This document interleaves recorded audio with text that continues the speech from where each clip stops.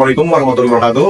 Nama saya Omay Horin SE, selaku Kepala Seksi Peningkatan Kapasitas Aparatur Pada Dinas Pemadam Kebakaran dan Penyelaman Kota Tangerang Selatan, sekaligus peserta PKP Angkatan 15 tahun 2004 Provinsi Banten yang berjudul Peningkatan Kesadaran Bahaya Kebakaran Masyarakat dan Pelaku Usaha melalui edukasi bahaya kebakaran secara hibrid, akan menyampaikan terkait alat-alat yang digunakan oleh petugas lapangan dalam penanganan kebakaran.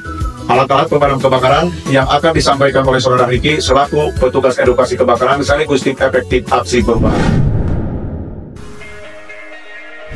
Baik, Assalamualaikum warahmatullahi wabarakatuh. Saya Riki dari Dinas Pemadam Kebakaran dan Penyelamatan Kota Tangerang Selatan.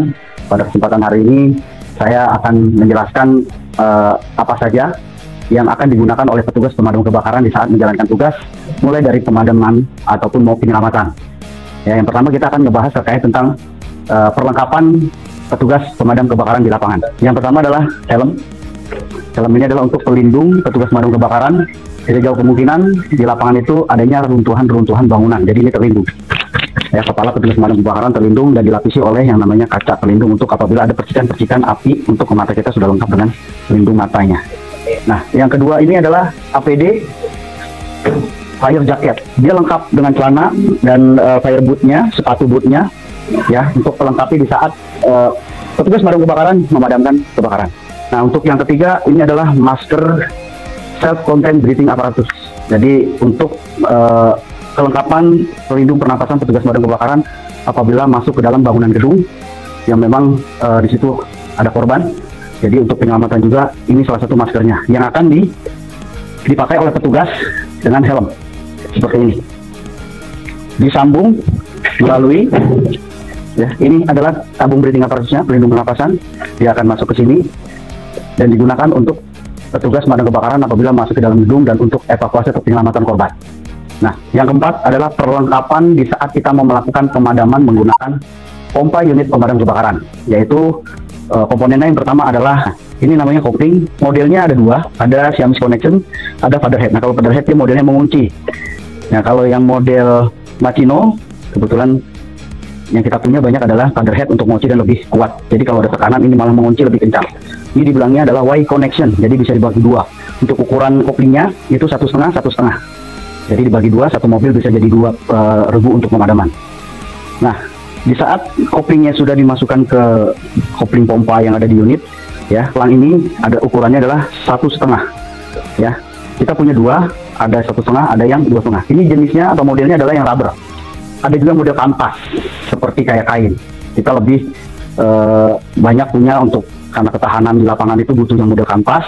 Ini ukurannya 1,5 dan ada yang 2,5. Setelah selang ini sudah dipasang ke Y connection yang ada di kopling pompa mobil pemadam kebakaran, selang ini kita akan sambung ke nozzle. Nah, ini nozzle modelnya Machino. Nozzle ini Machino, dia bisa dua mode jet, mode spray. Jadi ada modenya. Ada yang single mode berarti jet aja, dia nggak bisa untuk yang spray. Yang dimana kalau jet itu kita menembak pemadaman di saat kita areanya lebih jauh. Kalau spray ini untuk menahan tekanan api. Apabila ada api akan keluar dari bangunan itu biasanya ada tekanan. Nah, bisa kita halau menggunakan nozzle ini yang modelnya spray. Ini adalah nozzle yang modelnya adalah nozzle gun. Jadi modelnya kayak orang nembak gitu, ya, nembak nozzle gun. Nah, yang tadi sama juga, cuman beda model saja. Tinggal masuk, ya, seperti ini. Kita tinggal masukkan, set, dia ngunci. Kalau model featherhead ini kalau semakin tekanan pompanya kencang, ini semakin kencang untuk mengkaitnya. Ini kita akan dari model ketutup palepnya sampai kita ngebuka, dan ini adalah modelnya. Mode jet bisa mode spray. Ya, ini modelnya gun.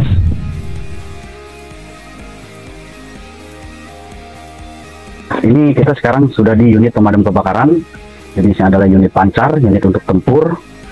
Ya, di saat kita tiba ke TKP, mobil ini akan mengaktifkan PTO sebelum pompa ini kita gunakan. Pertama adalah ini dulu, ini PTO-nya. Setelah itu kita masukkan gigi kita tekan dengan gas. Baik, nah tadi setelah PTO-nya diaktifkan, pakai masukkan gigi dulu, tekanan dan ininya, indikator palapnya dibuka. Ya, setelah indikator palapnya dibuka, section palapnya, tank palapnya ini dibuka semua. Ini semuanya dibuka. Nah, ini adalah penyambung tadi kopling Y connection. Kita sambung di sini tergantung mana yang palap kita mau buka. Kalau mau pakai yang ini bisa, pakai yang ini bisa. Kita masuk, set, baru kita bagi dua. Kalau Y connection karena dia ada dua, pakai ukuran 1,5 pecah, ya, pecah 1,5. Jadi ada 2 tim di satu mobil ini. Tapi kalau mau pakai 1 tim juga bisa, karena ini ukurannya 2,5. Biasanya kita kalau untuk tempur itu, untuk petugas pemadam kebakaran ke lapangan saat memadamkan, sambung Y connection dulu. Jadi apabila misalnya ada tim yang kurang, kita menggunakan 2 tim. Pasang pakai Y connection, bikin 2 jalur 1,5. Seperti itu.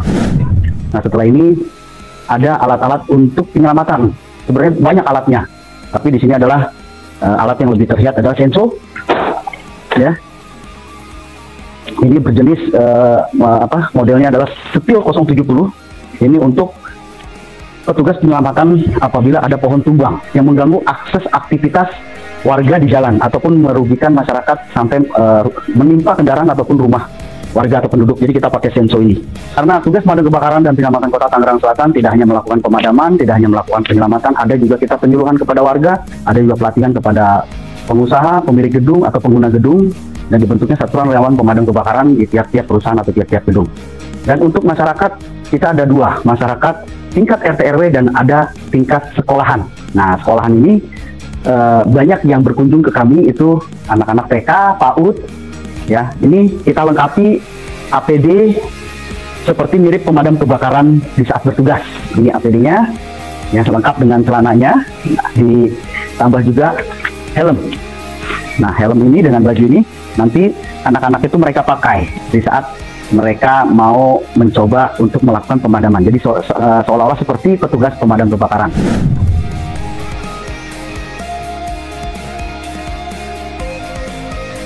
Baik, saya ucapkan terima kasih. Tutorial tadi petugas pemadam kebakaran, pengetahuan tentang tugas-tugas pemadam kebakaran. Tetap semangat.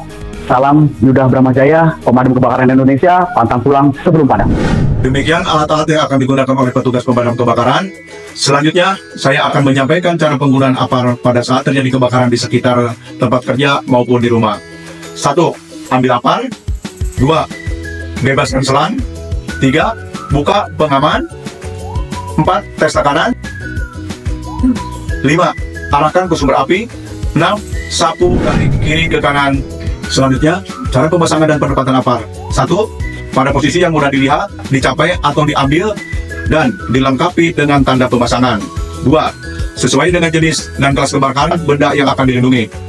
3. Harus menggantung pada dinding atau dalam lemari kaca. 4. Ketinggian 75 sampai 120 cm dari lantai. 5. Pada suhu antara 4 sampai 49 derajat Celcius. Demikian edukasi alat-alat yang digunakan oleh petugas pemadam kebakaran serta cara pemakaian maupun cara pemasangan dan penempatan APAR. Mudah-mudahan dapat dipahami dan memberikan edukasi jika di suatu saat terjadi kebakaran. Karena sejatinya kita tidak tahu kapan kebakaran itu akan terjadi, setidaknya kita berusaha mencegah kebakaran terjadi untuk meminimalisir kejadian kebakaran. Kurang lebihnya mohon maaf. Wassalamualaikum warahmatullahi wabarakatuh. Damkar, pantang pulang sebelum padam.